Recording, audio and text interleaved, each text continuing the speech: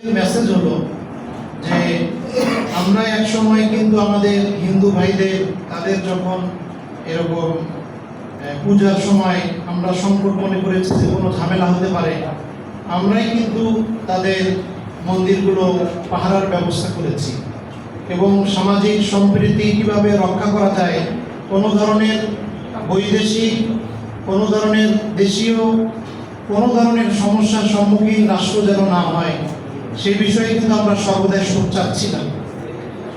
তো আজকের যে পরিস্থিতি দাঁড়িয়েছে, যে আমাদের দাবি হলো যে ওখানে মন্দির আছে, মন্দির থাকবে, বাংলাদেশের আরো যে মন্দিরগুলো যেভাবে চলছে, যেভাবে আছে সেইভাবে সেটা হোক।